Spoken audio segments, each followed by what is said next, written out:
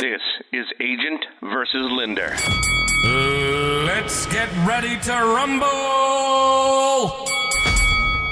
If you're a top real estate agent, broker, lender, or coach, this is your podcast. This is Agent versus Lender. If it's about real estate or the lending industry, it's fair game. This is Agent versus Lender. And now the hosts, Ron Pippin and Taylor Archibald. Welcome to another episode of Agent versus Lender. And today I have with me Tammy Schnieder. She is the co-founder and partner of Mortgage Marketing Animals and the Freedom Club, it's a coaching and mentoring. She has just a big group of coaching and mentoring of loan officers, real estate agents, so people within our industry.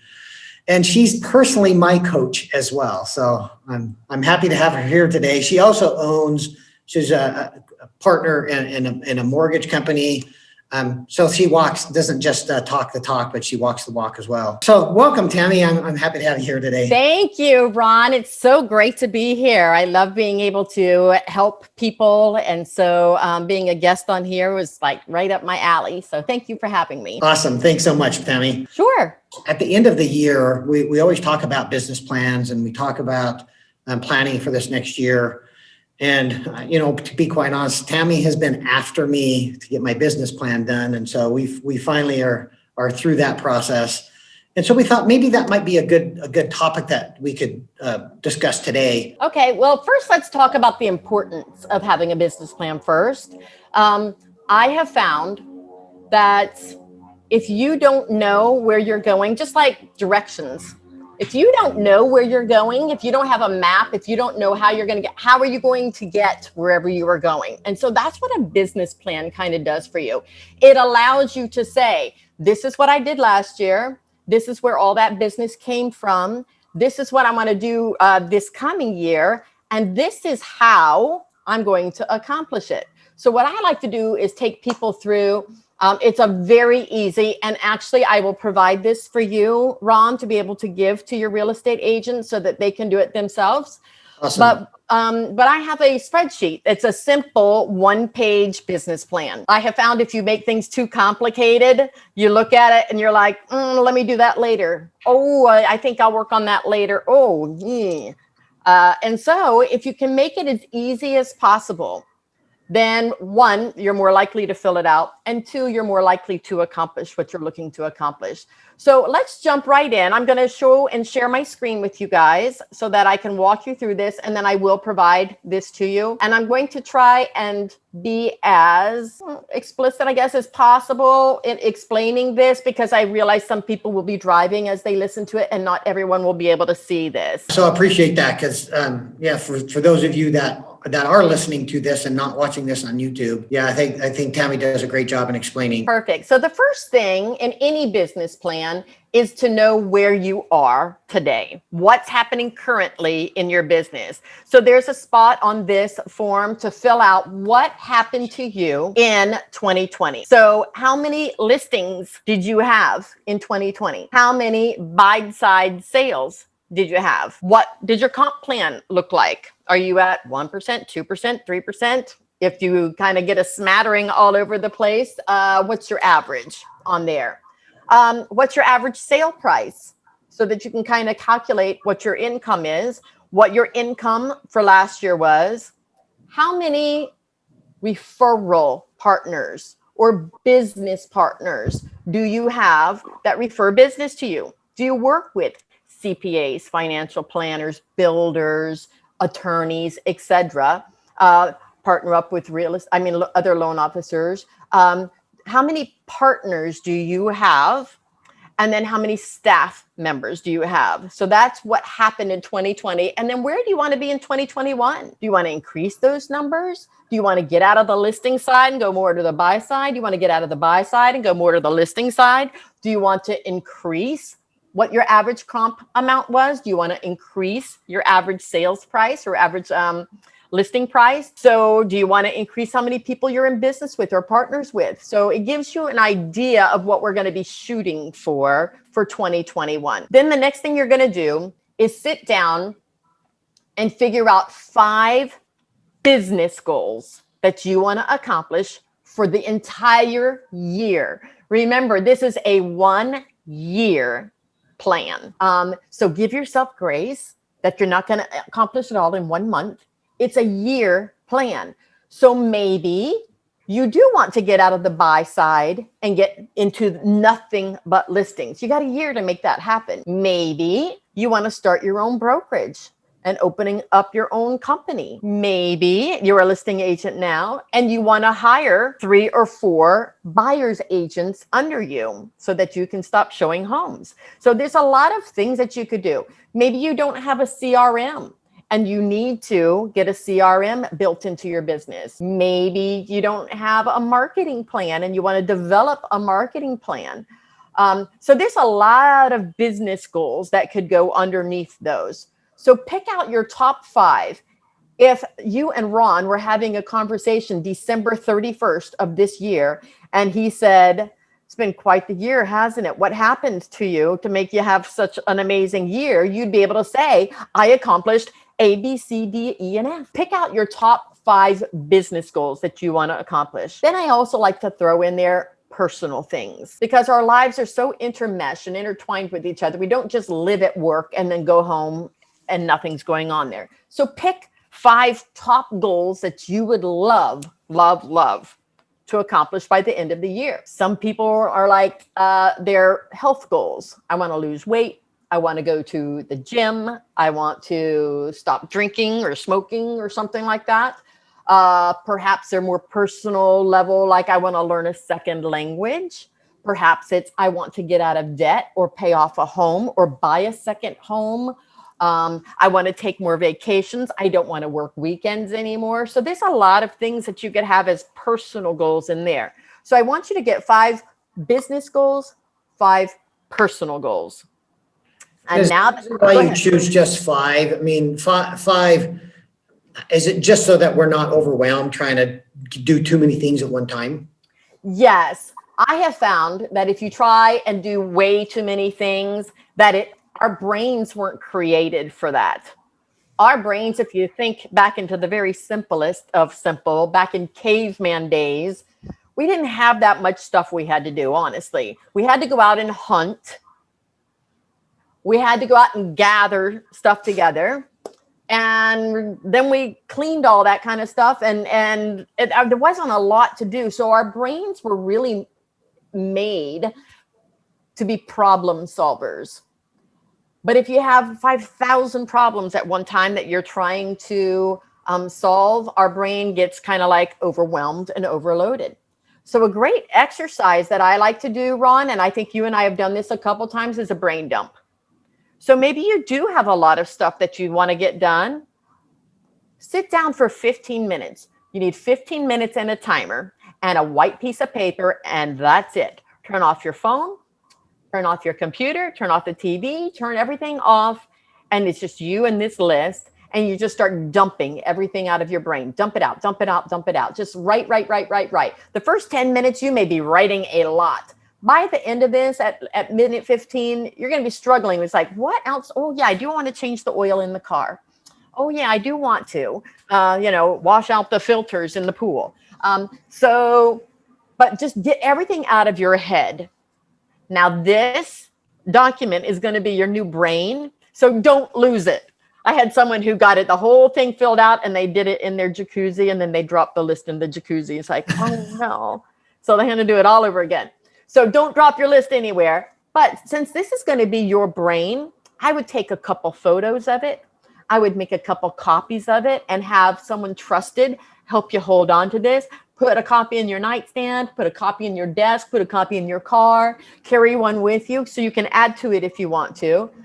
But once your brain's not busy trying to remember all the things you have to do, it frees it up to solve problems. So that's why I like 5 of each. And Tammy, that reminds me, sometimes I will I will carry a little notebook with me. And so when something comes to my mind, I'll write it in there. And then at the end of the day, I write down everything that I have to do for the next day so that I have some kind of plan. Otherwise, when I get in, I'm just scattered with trying to put out whatever fire comes through. But I find that if I have a list, and this is along the same line, just condensed into one day, if I have that list in front of me and if I kind of prioritize and say, I just have to do one thing or two things. If I get one or two things off that list, then I've had a successful day, and then they can roll over as long as that's not something that's really urgent that day. But then I feel like, oh, I've accomplished something. Yes. If I don't have that list and I'm not crossing something off, I get to the end of the day and go, what did I really do? I love that. And the reason I pick 5 large goals is because we're going to be breaking them down into smaller goals. So let's say you don't have a CRM. That's not a like, hey, I'm going to put that on my list and I'll be able to cross it off tomorrow kind of item to do, is it? No, it's not. That may take a long time to do.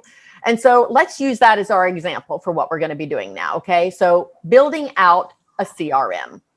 So if you don't have one, they're awesome for being able to help keep track of business coming in the door. We call those leads, referrals. So being able to keep track of all these names. I mean, you're paying a lot of money to bring leads in the door. Keep track of them so that you can keep in touch with them. Then we need to be able to keep in touch with people we've done business with in the past, our past clients. We need to be able to keep in touch with people that perhaps want to buy something in the future. They're just not ready today.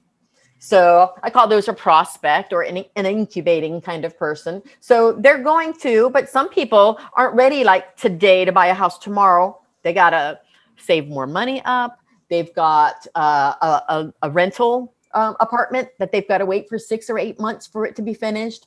So there could be lots of reasons why they're not ready today to get that home. But when they are ready, we want them to use us because we've invested some time in them already. So this CRM can help you do that. Keeps track of all kinds of stuff. So if you don't have a CRM in place, first I would choose one. There are a lot of them out there. So I would choose a great CRM.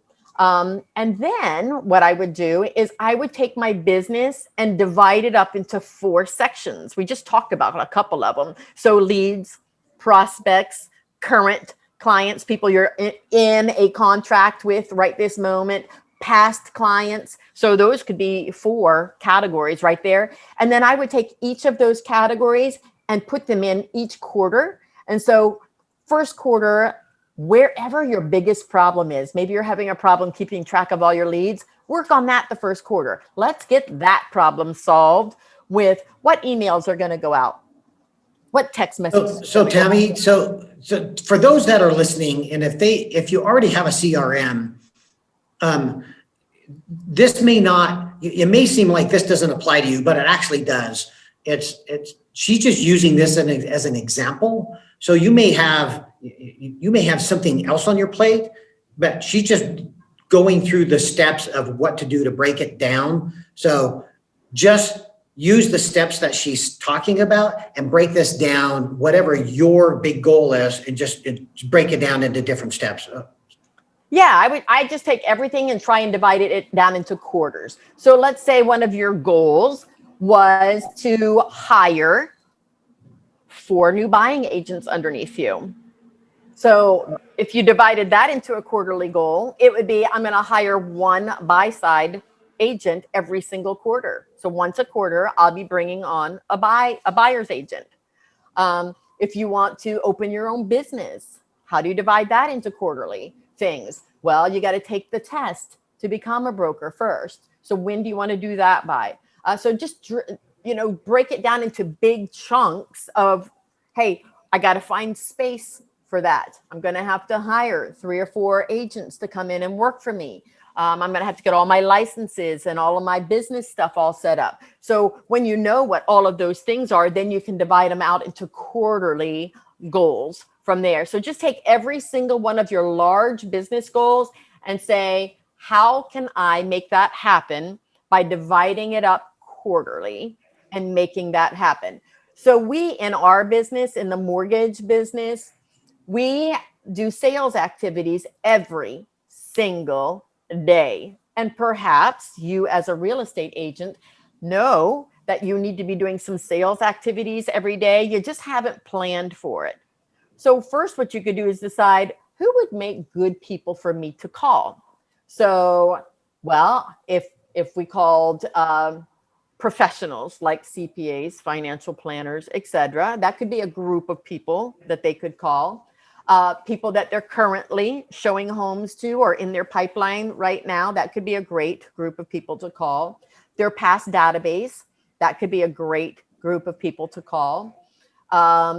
Builders would be a great group of people to maybe call on. Circle of influence, people maybe that they went to college with, or that they worked with in the past, or that they know from church or their kids' schools, parents, etc. So just knowing, okay, here's these groups of people I'm going to call. What I'm going to do is divide that up into quarters again. And so first quarter, let me get my database in order. Second base, let me get my list of CPAs and financial planners, etc., in order. Third quarter, let me do my in-process people I'm currently working with and taking out to show houses. So it's just being able to know what you're looking to accomplish and then being able to chunk it down into little bite-sized pieces for yourself. So let's take a personal goal and do something like that with the personal goals. Let's say by the end of the year, you want to be going to the gym 5 times a week. Right now, you're lucky if you go once, but you really, really, really want to make it 5 times. So what you could do as a quarterly goal is that each quarter, you just add 1 day. So right now, I'm going 1 day a month. You're allowed to be an overachiever. So if you want to go more than that, have at it. But your minimum requirement is going 1 day a week. Then the next quarter, you could add the second day and just get yourself into the habit of that.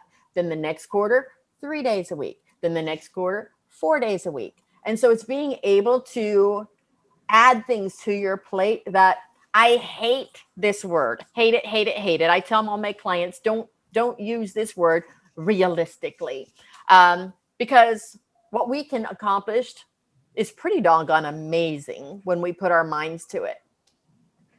With that being said, though, it's kind of hard to go from never working out to committing for the rest of your life to working out 5 days a week. And so that's why I that's got to be one of the most difficult things. I mean, working out is on top of just about everybody's plan, but making that a reality, especially when you say, hey, I'm going to do it every single day, and you haven't been to the gym, you haven't darkened the door in a year or two or ever, it's an overwhelming task. And so I love that you're using this as an example, because it's a really good thing for all of us to break down into bite-sized chunks so we can make that a reality. And maybe you want to lose weight. You could divide that up into quarterly goals as well. You know, if I got to lose 40 pounds, each quarter, I'm going to lose 10. So now you don't have this huge elephant in the room where it's like, oh my gosh, how am I ever going to lose 40 pounds? You don't have to lose 40 pounds. You've got to lose 10. That's it. 10. Now, what do you need to do to make that happen? Again, it can go back to bite-sized chunks. It's not, I'm going to use my magic word that I don't like. It's unrealistic to say I eat like crap today and tomorrow I'm never eating junk food again. I'm never eating sugar again. I'm never eating fried foods again. I'm never eating breads again. That's a very hard change. Most people do not stick to their New Year's resolutions. So if we took a poll, I bet if we said, hey, everyone listening to our podcast today, how many of you have already broken your New Year's resolution? I would guess that 80% have already broken their New Year's resolution. That would not surprise me at all. Yes. It's because the goal was too lofty. And so I like to set goals that are extremely doable and increase them often than to set a really high goal. The moment you don't make it, your brain starts being very mean to you and telling you you suck. Oh, sorry. I hope I can say that on here. I'm sorry. Yeah, you're fine. I've had people say much worse. So okay. You're a failure. See, I knew you couldn't do it. See, this is it. Our brain, we're so mean to ourselves. It's not even funny. It's not even funny. So I would rather have you say, oh my gosh, my goal was to go to the gym twice this week. I did it. Yay. And you do that for 2 months or 3 months and you give yourself a win. When you give yourself a win, it's so much easier to keep producing and keep moving forward than it is. How many of us have done this? Hey, I'm going to be really good eating this week. And then Wednesday gets here and we have dessert. And it's like, well, oh my gosh, I might as well eat like crap for the rest of the week. And then come Monday, I'm going to start all over again. What was wrong with just starting all over again Wednesday after the piece of dessert was done? Why couldn't you just start Thursday? It's because we let ourselves down. And now it's like, well, let me go and I'll start again Monday. No. So that's why I like little tiny goals that you can chunk this down into. So we're going to have 5 big goals business, 5 big goals personal. Then we're going to take each of those and chunk them down into what are the things I need to do quarterly to make that happen. Then the final piece of this, go ahead. Tammy, one of the things that I find that I have an issue with is when I do let myself down and I say, oh, I'm just not gonna do it anymore, or I'm just gonna start next month. Is that if you put that restart date, that your reboot date out too far, then oftentimes it just doesn't happen. Right. So that's a really good point that you made. Is like, as soon as you mess up, it's just like we're all going to mess up. Just start later that day or the next day, and just start all over. It's no big deal. It's like rebooting your computer. Don't wait 3 months to reboot your computer. If you need it now, just reboot it now. Exactly. And then the final piece of this was, all right, now we've got our big goals, our quarterly goals. Now, what's 1, maybe 2 things that you can commit to on a weekly basis? So again, don't overwhelm yourself with 9,000 things every week I commit to doing. Like, again, back to my own coaching students and group, we have 4 days out of the week that you have to commit to selling. For my clients, I'm like, I only want you to commit for this first quarter to one of those days. Pick one of those days that you commit to selling. And then next quarter, we're going to add on another day. And then the next quarter, we're going to add on another day. So instead of committing to all 4 days of, hey, I've got to call perfectly, I've got to do all my tasks perfectly every single day, every single week. It's like, no, what am I going to commit to one time every week? There's a lot of stuff that can be here. Perhaps you've wanted to get into video. That might be one of your top business goals, is to start your own podcast, or to maybe start incurring and putting video into your messages and into your marketing, etc. And so maybe what you can do is I commit to 1 30-second video. And it doesn't even have to be real estate related. It can be anything. I just want to get myself to shoot a video every single week. So you could do something like that to it's building habit. So is there something, 1 or 2 things that you want to commit to weekly to do? And then is there 1 or 2 things that you want to commit to monthly too? Like Perhaps you want to host a lunch and learn, maybe teach a class once a month.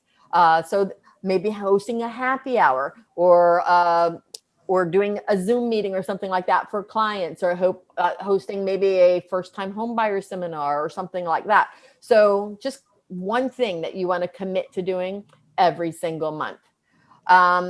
One of the things that are at the top of the page, and I find it to be very important, so I put it on here, but if you don't want to, you don't have to, is committing to a word or a phrase every year and changing it every single year. So I've had people use all the happy words: peace, joy, love, happiness, etc. Commitment, persistence, consistency, forgiveness. I mean, there's all kinds of words that you could have, but pick a word that you want to commit to this year and have that be your word of the year. And then if we go down to the very bottom down here, there's a little mini schedule that you can put on there. I've had one of my clients said, hey, by the end of the year, I want to commit to living by my calendar. I don't want to fly by the seat of my pants. I want to know what my calendar looks like. So for that, it's like, all right, maybe the first quarter, you map out just one day, 1 hour of your day is, I will always do this during this hour every single day. Then the rest of the day, it's yours. Then the next quarter, you add another hour. Then the next quarter, you add another hour. Then the next quarter, you add another hour, and you keep adding to it until you've built it in so that your whole day is mapped out and planned. So I did put a little schedule in there that you guys can kind of like play with and see if there's anything that works for you.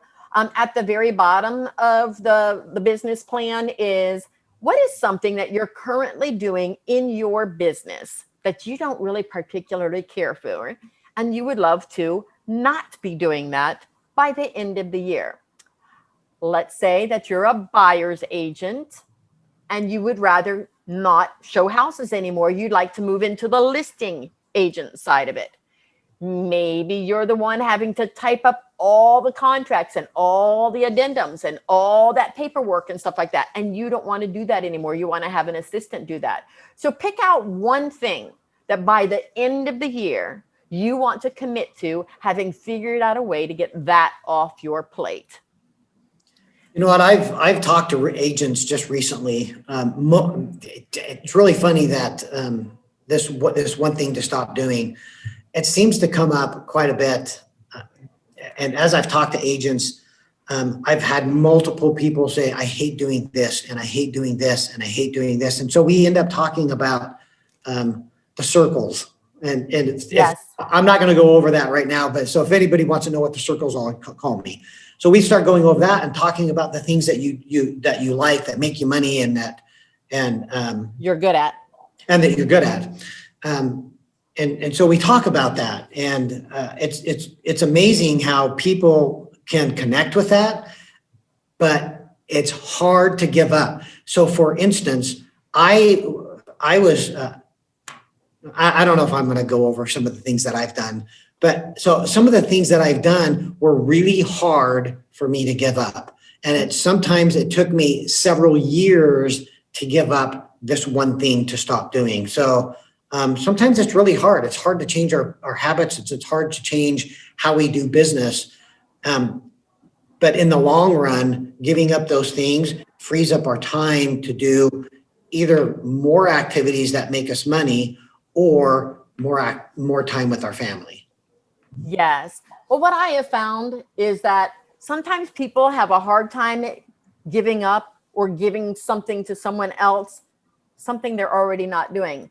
Like one of my things is that you should be writing notes every day to people that you come across.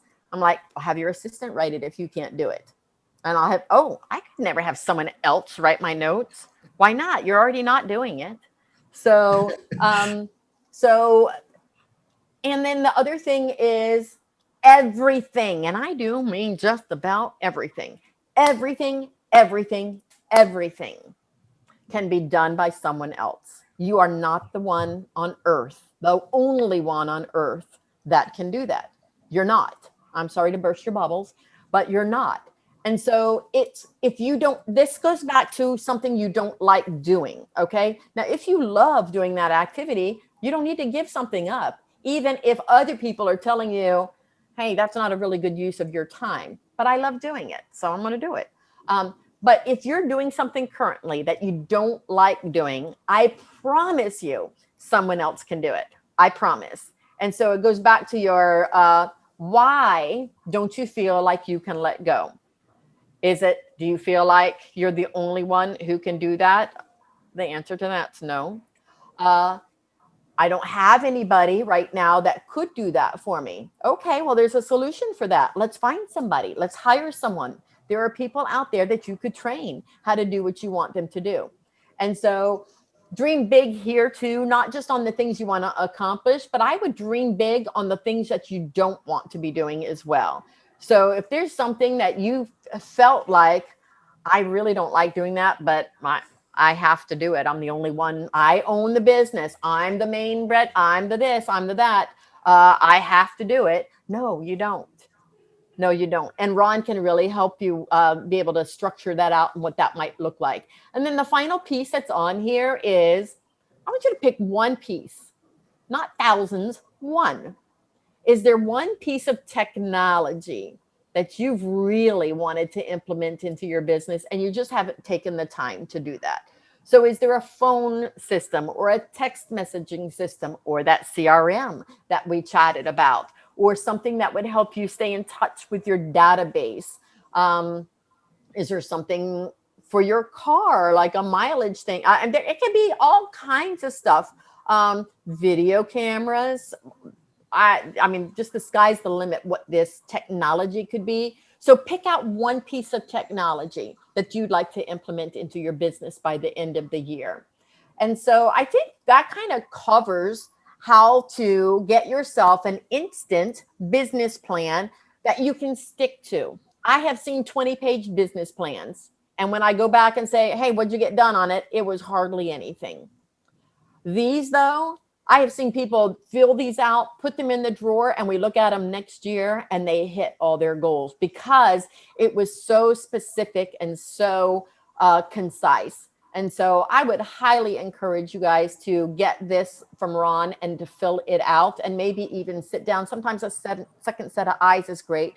Maybe even sit down with him and go over it. I've taken him through it a dozen times. Yes, Ron? So we've gone through this many times. And last year I sat down with multiple agents and we did this. So I'm happy to help people with this if they want some help with it.